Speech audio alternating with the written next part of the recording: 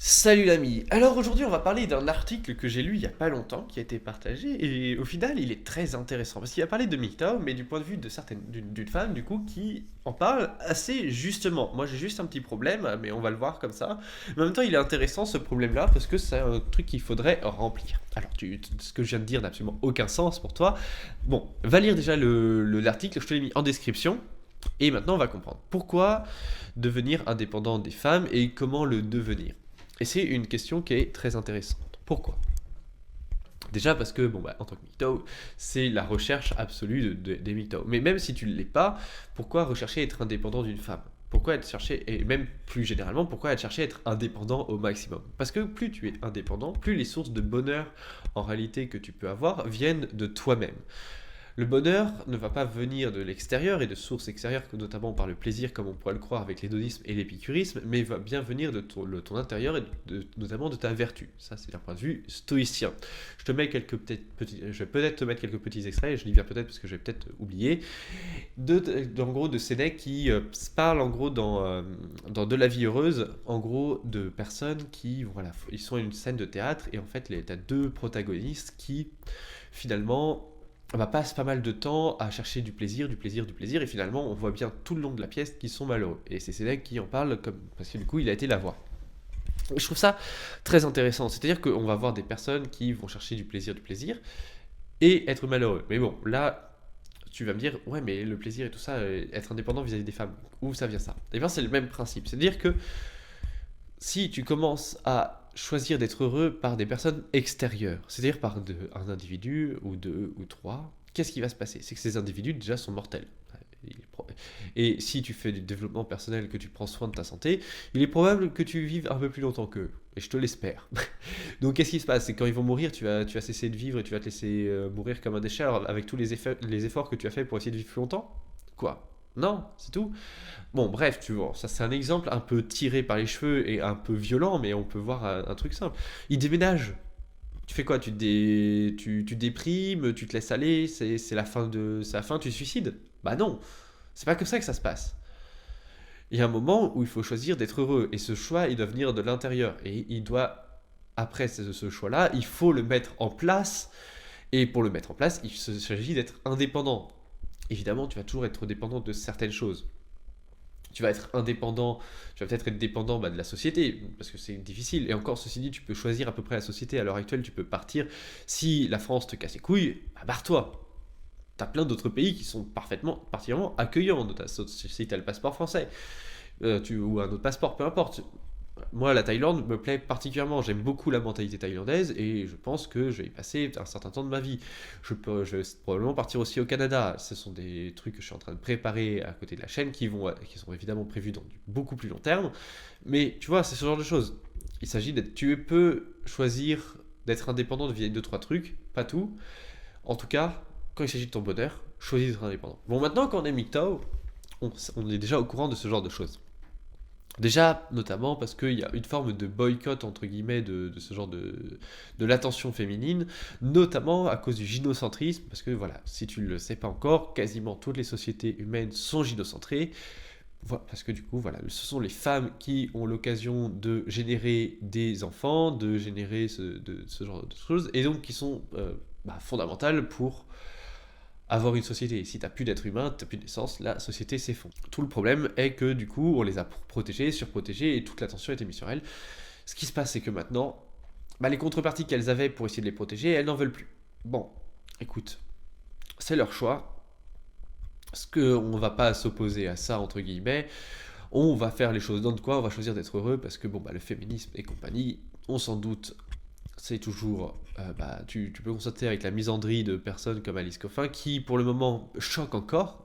Tu vois, ça choque à l'heure actuelle, mais t'inquiète pas, d'ici 2-3 ans, ça sera la nouvelle norme du féminisme. Tu vois, le lesbo-féminisme aura particulièrement bien envahi tout ça.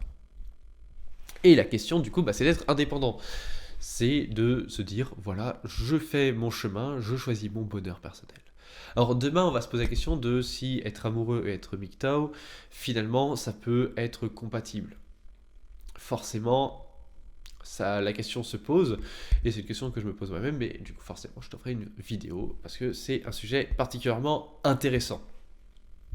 Mais ici, on peut choisir d'être indépendant. Alors l'indépendance ne veut pas dire se couper, c'est bien important. Être indépendant ne veut dire juste dire ne pas avoir de dépendance vis-à-vis de l'autre, ça ne veut pas dire ne plus avoir de relation avec l'autre. Et c'est un point qui est assez amusant, parce que quand on fait toujours les réductions ad Selum, qui sont assez drôles, parce qu'au final, un mytho fait ce choix-là, il fait le choix des mythos. D'ailleurs, il y a des mythos en couple, donc au final, ou qui ont été en couple, donc au final, les traités d'incel, je trouve ça complètement absurde. Bah oui.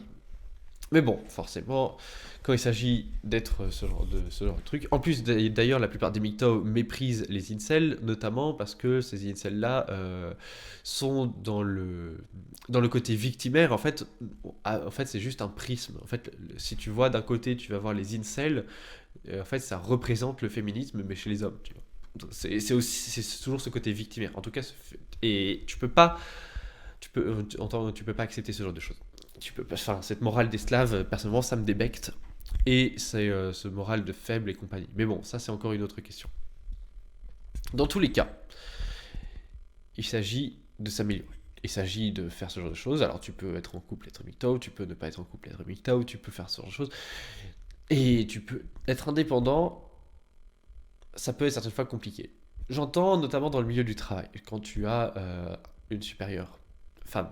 Alors, être indépendant, dans ce cas-là, ça va être, il s'agit d'être indépendant financièrement assez rapidement. Et c'est pour ça que parmi les 8 ans, beaucoup vont parler d'entrepreneuriat, ou en tout cas vont s'y intéresser, ou en tout cas, alors entrepreneuriat pour le côté business, investissement boursier, investissement immobilier, parce que ça reste important. Parce qu'une fois qu'on a des rentes financières propres, et indépendant entre guillemets d'un système hiérarchique, qu'est-ce qui se passe?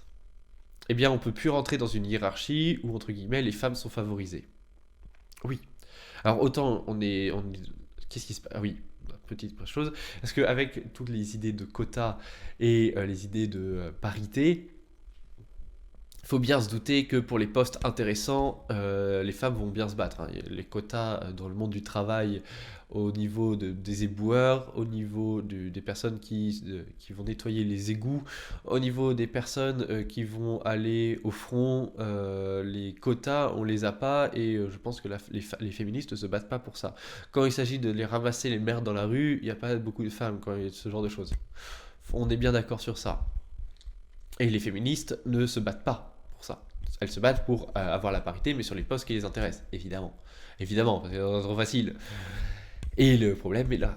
Nous, qu'est-ce qui nous intéresse? C'est d'être indépendant. Donc, de commencer à faire sa thune. À être indépendant un maximum des sociétés qui sont cancérisées par le féminisme. Donc, tu peux commencer à... Alors, il y a quelques pays qui sont intéressants.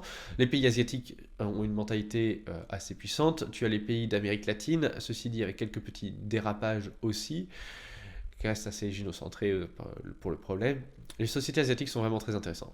Qu'est-ce que tu vas avoir? Sinon, tu as un peu l'Europe de l'Est, avec la Pologne notamment. La Russie est aussi très intéressante pour ce genre de choses.